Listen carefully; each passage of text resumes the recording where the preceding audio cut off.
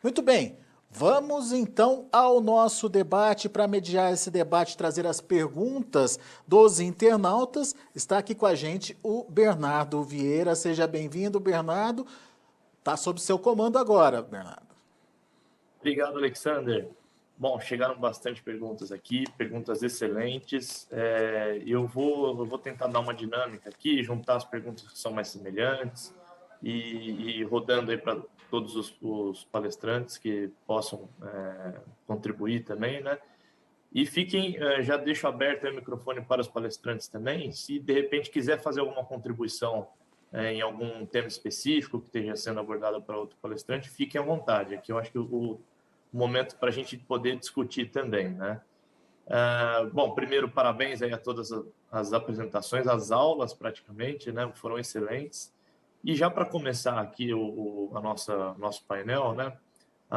Endereçando aí a pergunta primeiramente para o professor Sérgio Mazaro, né? Então, a gente falou aí, a Sibeli encerrou aí agora falando sobre a questão de compatibilidade com produtos, né, defensivos químicos e biológicos. E, professor, durante a sua palestra, você comentou sobre as diferentes metodologias. E veio uma pergunta justamente nesse caso, né? Então, sobre compatibilidade, algumas pesquisas falam que não pode fazer a mistura, mas sua pesquisa tem mostrado que pode. E dentro dessas metodologias, qual dela que está simulando mais a realidade do campo? Obrigado aí a quem fez a pergunta, Bernardo. Então, o que a gente tem observado? Eu sempre digo o seguinte, a academia, o meio científico faz a gente evoluir, aprender e assim por diante. E os biológicos, por mais que não seja algo novo, quer dizer, começou lá com a penicilina, né, algo mais efetivo, mas essa diversidade biológica e até mesmo essa diversidade de agentes químicos é algo muito recente. E as metodologias, e como eu citei anteriormente, a grande maioria das metodologias, elas consideravam nós inserirmos o ativo no meio de cultura e colocarmos o biológico no meio. E aí a gente avaliava o efeito fungicida, que não ia crescer o agente, fungistático reduz o crescimento, ou fungitóxico que altera esporulação, característica da hifa e assim por diante. Mas o que a gente começou a observar na prática? E aí foi um trabalho de pesquisa que nós fizemos já, são 2 teses nesse sentido, e nós observamos que por mais que no meio de cultura não tinha compatibilidade, quando nós pegávamos, e principalmente no meio de cultura, mas quando nós pegávamos esse produto e colocávamos ele, por exemplo, uma semente, e colocava o biológico posteriormente, e nós colocávamos essa semente no meio de cultura, sem o químico, crescia o biológico, quer dizer, teve compatibilidade. Da mesma maneira, nós tratávamos a semente, colocávamos essa semente no solo e depois nós conseguíamos recuperar esse biológico, então teve compatibilidade. E a partir daí, começamos também, e eu citei anteriormente o pesquisador, doutor Flávio Medeiros, que a gente tem uma parceria, onde ele também, baseado em outros artigos, ele considerou aquilo que está no campo, colocando 2 horas em contato com o ativo, e aí, depois dessas 2 horas, o processo dele ele sugere uma centrifugação, algo nesse sentido, mas nós pegamos isso e fizemos uma pulverização nas placas de Petri e observamos se ocorre o crescimento. E da mesma maneira, nós aplicamos a campo nas folhas e tentamos recuperar. E o que a gente começou a perceber? Que aquilo que in vitro não tinha compatibilidade, a gente começou a ver compatibilidade. Então, é algo aí que nós estamos ainda evoluindo, estamos, de certa forma, aperfeiçoando, mas, principalmente, quando considera, por exemplo, bacilos, numa condição de endósporos, ele é uma estrutura de resistência, não vai ter uma ação danosa na grande maioria das vezes, não vimos ação danosa nesse período de 2 horas, que é o que simula muitas vezes um reabastecimento no campo, ou um deslocamento até o campo e assim por diante, e de modo geral a gente tem visto muito mais compatibilidade do que incompatibilidade. Só mais uma particularidade, nós em conjunto com o Dr. Paulo Adami, aqui da universidade, que trabalha com Bolvéria, nós estamos inclusive instalando um experimento agora, porque tem uma tabela que está rodando por aí de muitas incompatibilidades de Bolvéria com os químicos. E aí, a semana que vem, nós já vamos possivelmente estarmos com esses resultados, onde nós pegamos os principais herbicidas e inseticidas e fizemos uma avaliação de compatibilidade com Bovéria. E temos observado o quê? Temos observado muita compatibilidade, considerando condições de campo, no máximo 2 horas de permanência do agente biológico ou químico. Espero que tenha respondido.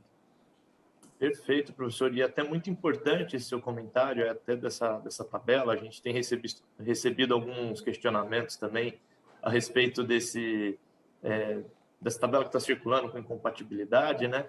E é importantíssimo entender qual que é a metodologia utilizada e se realmente ela simula mais as condições de campo ou se ela, na verdade, está indo mais para uma questão laboratorial, sem considerar muito essas questões de campo. E até aproveitando esse gancho, eu já queria chamar aqui a Cibele, porque ela mostrou que o Grupo Vitia tem uma tabela de compatibilidade. E, Cibele, você comentou a metodologia, mas se você puder reforçar qual que é essa metodologia e por que vocês acreditam que ela é a mais adequada? Bom, em relação ao que o professor Sérgio falou, eu gostaria de fazer algumas contribuições ainda sobre metodologias e sobre esses testes de compatibilidade, né?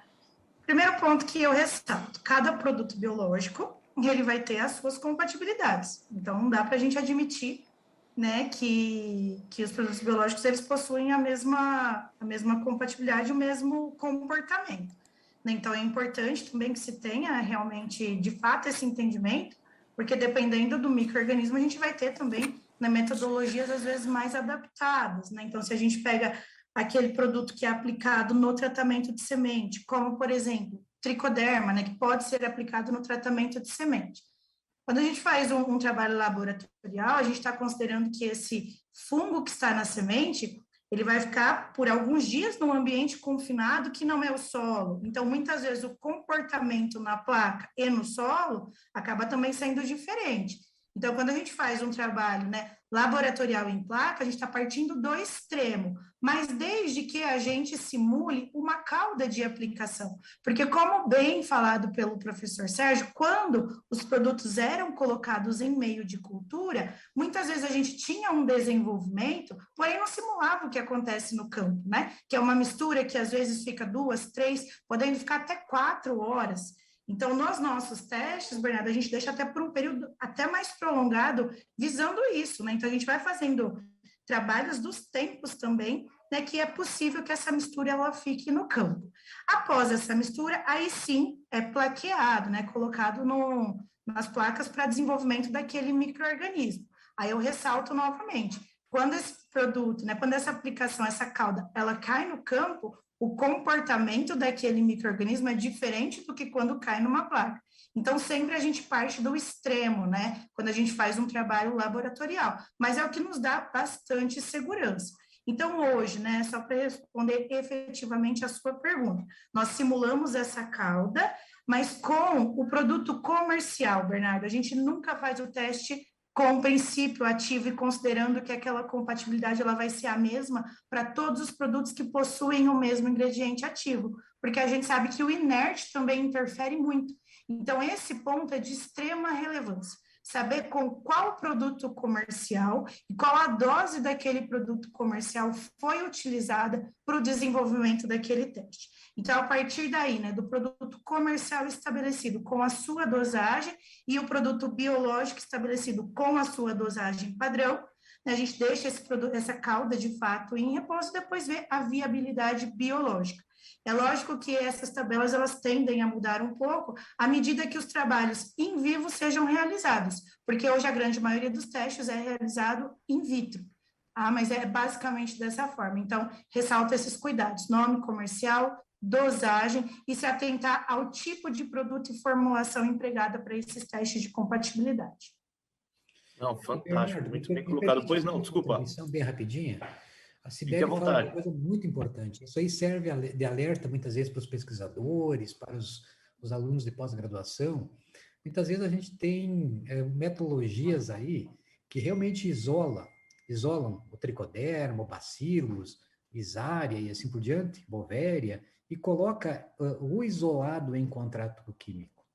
E aí, depois que a gente começou a ter contato com a indústria, a gente vê que realmente o produto industrializado tem outros fatores a ser considerados e até não só inertes, mas tem até mesmo ativos aí dentro que protegem esses micro-organismos. Então, sempre que for fazer um teste, a gente sugere e tem aprendido, que eu acho que o processo de trabalho com biológicos é um aprendizado, que nós temos que trabalhar realmente aquilo que a Cibele fala, trabalhar com produtos comerciais. Por quê? Porque não é simplesmente um isolado, mas sim uma tecnologia desenvolvida associada ao isolado. Beleza? Obrigado.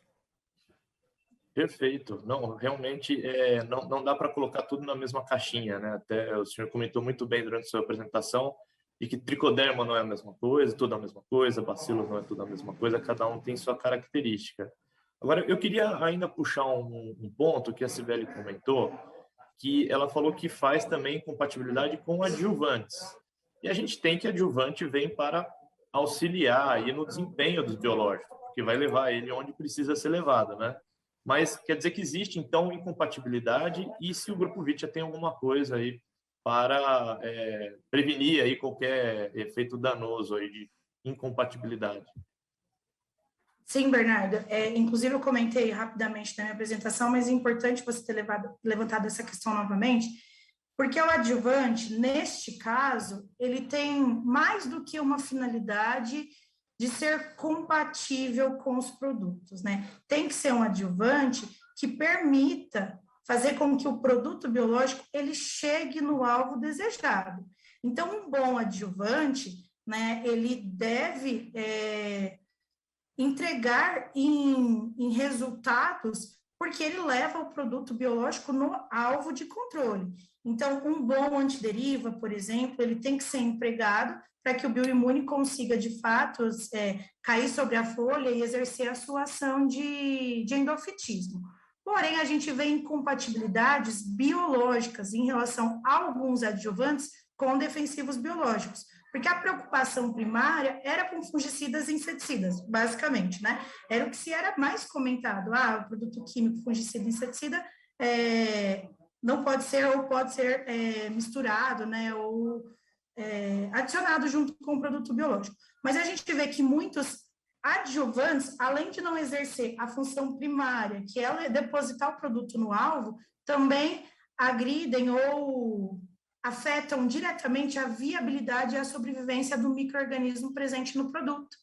Então, a gente observou muitos adjuvantes que são bem conhecidos e utilizados, por exemplo, inibindo a esporulação de Bovéria baciana, né? Ou também atrasando a germinação de endósporo de bacilos. Então, é importantíssimo ter em mente essa compatibilidade biológica também do adjuvante. Nesse sentido, o Grupo Vitia tem um adjuvante, né, desenvolvido especificamente para as aplicações com produto biológico, altamente compatível e que também potencializa a aplicação, fazendo com que o produto chegue no alvo, né? Esse produto ele é chamado NAFT, então em todas as nossas recomendações, o NAFT ele está presente, inclusive na bula, né, do produto, como sendo uma indicação de uso. E nos nossos trabalhos, a gente sempre posiciona o uso conjunto. Fantástico, isso é importantíssimo. E essa questão de tecnologia de aplicação, qualidade de aplicação, é até tema de uma pergunta aqui que eu direciono agora para o Dr. Elvis, que é principalmente em relação à arquitetura da planta do algodão, né? A gente sabe que a planta do algodão tem uma arquitetura aí bastante desafiadora aí, até para a gente chegar com os fungicidas no bacheiro. E a pessoa não se identificou, ela pergunta justamente, o algodão dificulta o atingimento fungicida na parte de baixo, né, muitas vezes, mas na pesquisa com bioimune que foi realizada, se foi notado aí uma melhor sanidade nesse bacheiro, e ele até complementa, se também notaram incremento em qualidade de fibra com a aplicação do biológico, bioimune.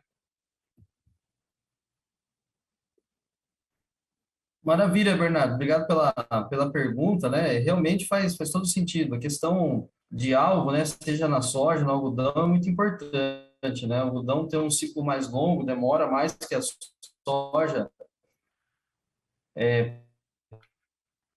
para ter esse fechamento de entrelinhas, né? Você prevenir a entrada da doença, trabalhar de uma forma mais preventiva, como eu comentei, o professor Sérgio falou, as manchas elas são fungos saprófitas, necrotróficos, né? Então, nós temos uma quantidade grande de doenças aí necrotróficas, né, no algodão também. Então, é importante a gente começar com essas aplicações de forma mais preventiva, porque a gente vai ter um melhor controle, explorar um efeito melhor residual. O biológico precisa também que se trabalhe de forma antecipada, porque você precisa de um determinado tempo para ele começar a se multiplicar, né? Para ele induzir esses mecanismos de defesa na planta, isso aí não é de uma hora para outra. Então, quando você trabalha de forma mais preventiva, você tem esses melhores resultados, né? E realmente, depois no algodão, né? Você depende do material, da condição climática, época de plantio e tudo, mas depois que fecha essa entrelinha do algodão, é muito difícil a gente fazer que o produto chegue ali no bacheiro e no terço médio, né? Então, dependendo do material de algodão, tem material que é muito importante a formação de bacheira e de terço médio. Então, você vai ter uma relação direta aí com a questão da produtividade, né? Esse trabalho, como é um trabalho recente, Bernardo, a questão, estamos com as amostras, né? Nós vamos fazer a questão da qualidade de fibra, ver tanto a questão de rendimento como a questão de análise de HVI, né? Mas a gente não terminou, né? Que a gente terminou faz pouco tempo agora, mas a gente acredita sim que pelo que a gente viu daquele aspecto visual, né? Da planta mais sadia, a gente viu sim esse aspecto de maior sanidade do bacheiro e do terço médio, principalmente a gente trabalhou com as aplicações mais iniciais, né? Começando já a partir da primeira aplicação ali dos 25, 30 dias após a emergência, a gente acredita que a gente teve uma maior retenção de folha, né? Teve aquele aspecto de pegamento, de redução de estresse da planta, a gente acredita que isso aí vai realmente impactar diretamente aí na questão do rendimento e na questão da qualidade do algodão, da fibra do algodão, que é um parâmetro muito importante também, né? Não, perfeito. E você comentou, doutor Elvis, uma questão que é importante, né? Essa questão de termos esses fungos, essas doenças saprofíticas, que muitas vezes já estão instaladas ali na área, né? E é tema de uma pergunta, que daí depois eu gostaria até de passar também para o professor Sérgio, que pudesse comentar. A pergunta veio do Gilmar Macarnan, lá de Campo Verde, colega nosso aí, um abraço para o Gilmar, que ele já pergunta sobre o controle de doença antecipado na dessecação, antes do plantio. E se isso vocês, né, doutor Elvis, têm avaliado como uma possibilidade também de fazer essa aplicação antecipada, até mesmo na dessecação, e como que vocês estão enxergando isso? E depois o doutor Sérgio, se puder comentar também sobre esse tipo de manejo, eu agradeço. O Bernardo, maravilha, né? Obrigado pela pergunta. A gente, assim, não chegou a fazer nenhum trabalho específico nesse sentido, né? Mas pensando a gente vai fazer agora essa safra, trabalhos em faixa, em áreas já comerciais nesse sentido, né? A gente acredita sim nesse conceito, né? Como, por exemplo, você trabalha com a questão do bacilos, né? Vem na forma de endósporo, que é uma estrutura de sobrevivência ali da bactéria. Então, você vai aplicar numa condição, geralmente, que você tem uma condição não tão favorável para essa bactéria, mas como é uma estrutura de sobrevivência, ela só vai se desenvolver, né, a hora que tiver condições ótimas ali de estabelecimento. Então, a gente acredita sim que você, começando cedo, como essas doenças estão ali no resto cultural, se estabelecem muito cedo, né, a tendência, tendo essas condições, que você vai aumentando ali a questão do biológico, da bactéria ou do fungo, você vai aumentando essa fonte de inóculo, né, e por consequência ela vai começar a colonizar esses fungos, esses patógenos aí oportunistas que estão ali na palhada ou vem na própria semente e estão se estabelecendo. O professor Sérgio mostrou ali os trabalhos, né, da questão do mofo branco lá, né, tricoderma, colonizando escleróide ali no solo. Então, com certeza, a gente não tem nenhum dado, a gente vai fazer isso essa safra, mas acredita muito nesse sentido. Acho que o biológico, uma das linhas que a gente acredita vamos assim, inundar esse ambiente, né, favorecer ao máximo aí essa multiplicação para combater esses fungos aí patogênicos, né? Maravilha. Professor Sérgio, o doutor Elber já até levantou a bola aí já para continuar a discussão.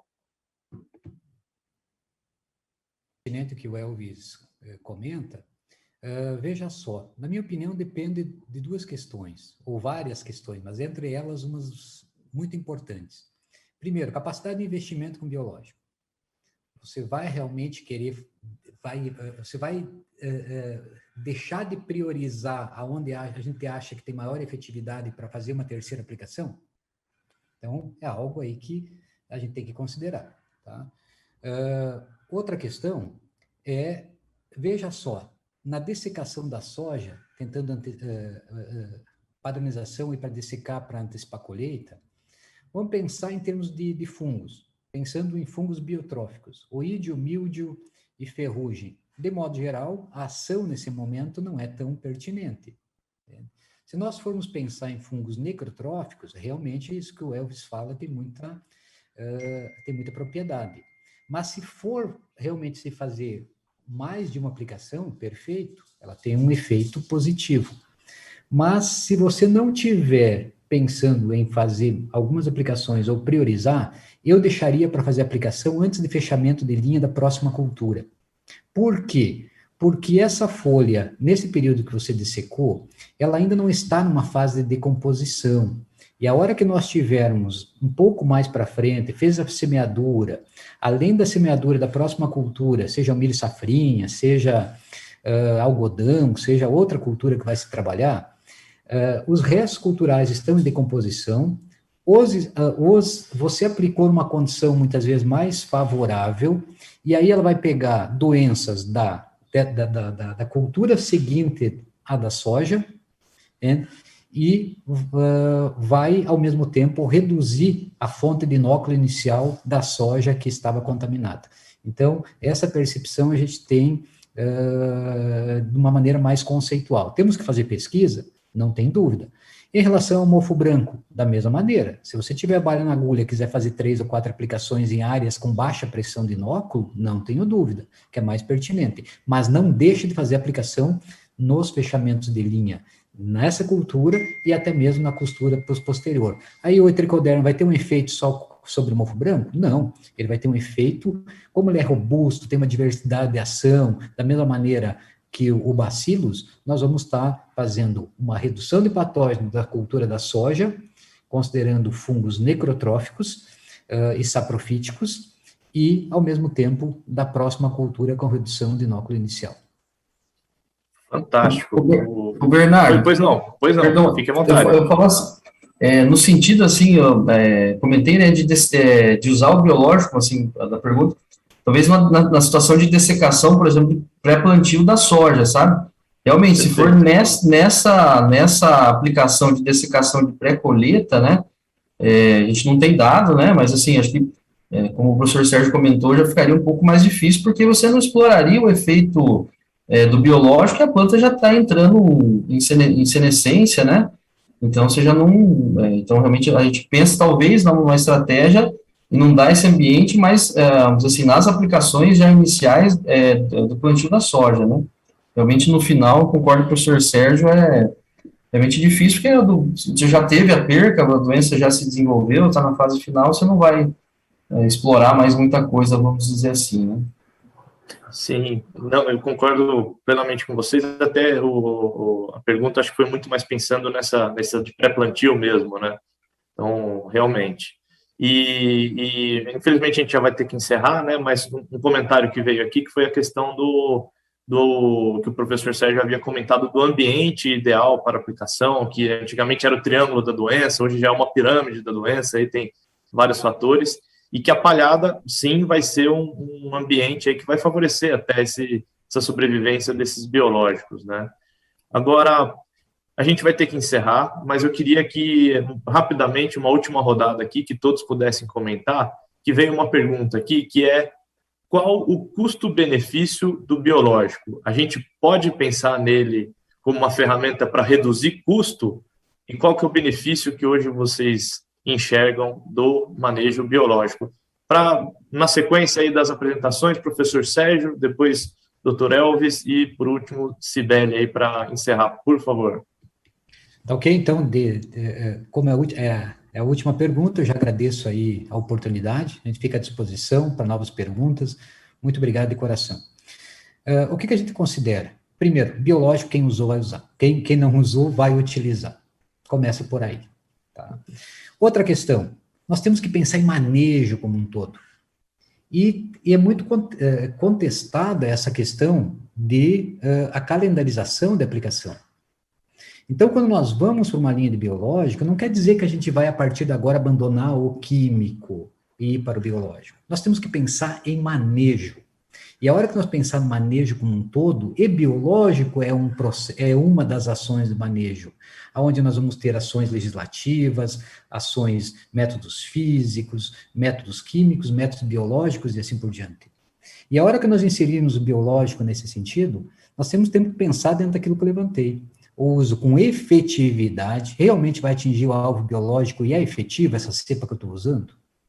Nós estamos usando de forma racional, sendo que o racional é necessário utilizar e, ao mesmo tempo, dentro de princípios de sustentabilidade. E a hora que nós fizermos uma relação com o químico, nós também temos que nos perguntarmos, nós estamos usando de maneira racional? Nós estamos realmente tendo necessidade de todas essas aplicações? Estamos considerando todos esses fatores de pressão de inóculo, de condições ambientais, ou nós estamos numa indústria de química, muitas vezes mais focado com posicionamento baseado somente na indústria? Então, cada vez daqui para frente, o papel do técnico, ele tem essa função, sim, de estudar caso a caso. E com o uso racional, nós vamos, com o potencial dos biológicos, não tenho dúvida, reduzir químico, com racionalidade, com efetividade, baixo custo, diminuindo o custo, alta produtividade e seguindo os princípios de sustentabilidade. Muito obrigado.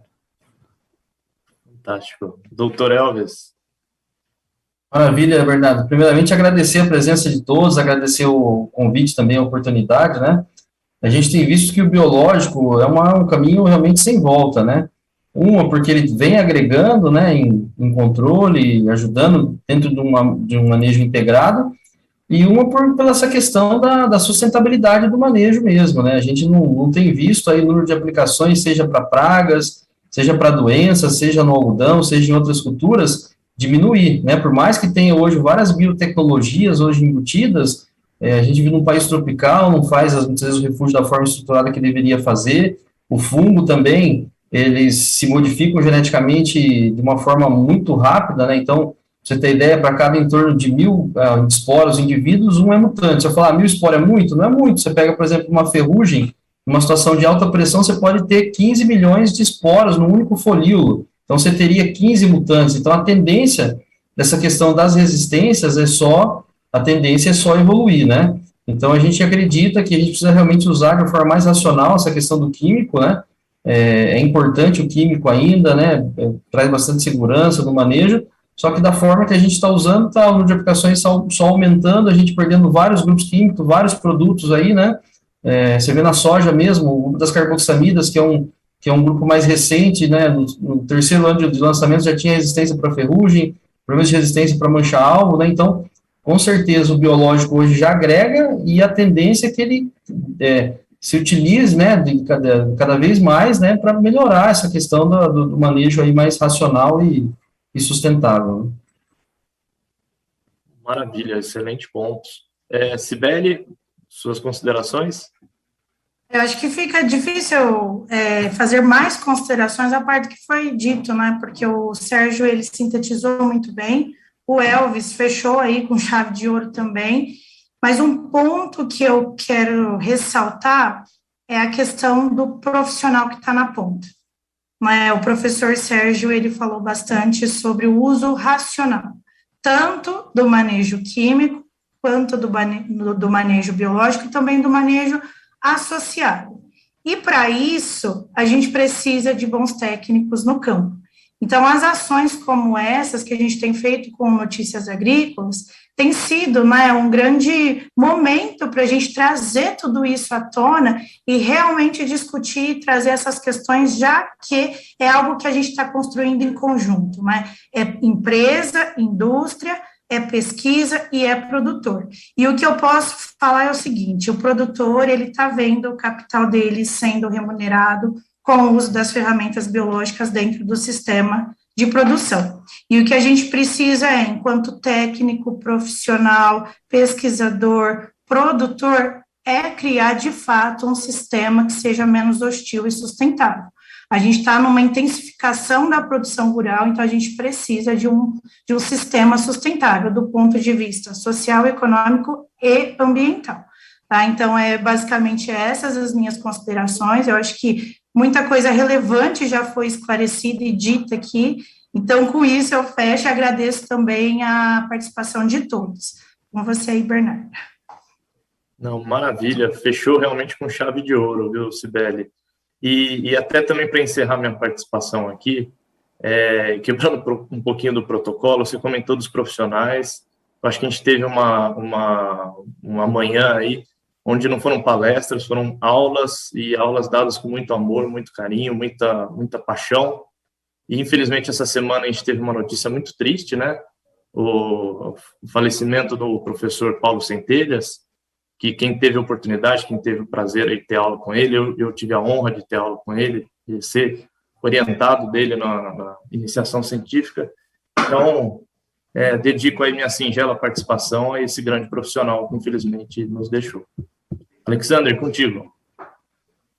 Bernardo, e a gente aqui no Notícias Agrícolas, da mesma forma, presta essa homenagem ao professor Paulo Centelhas, que sempre esteve aqui com a gente, enfim, um profissional que vai fazer muita falta, e a gente agradece a sua lembrança aí, viu, Bernardo?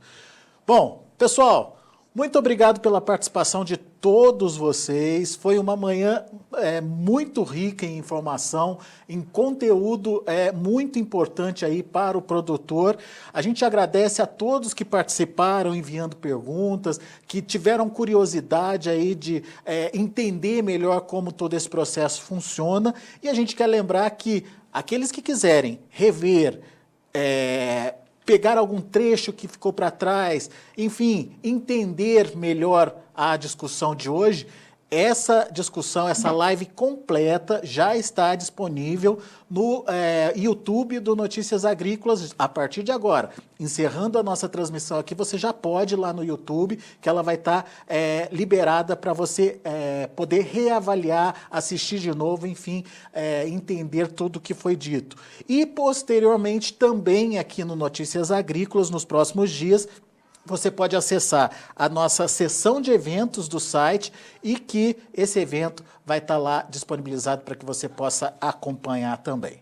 Muito bem, senhores, muito obrigado, viu, pela participação, um grande abraço para vocês, até a próxima e eu me despeço de todos agradecendo a participação, agradecendo a audiência. A gente espera que essa live tenha sido importante também para você.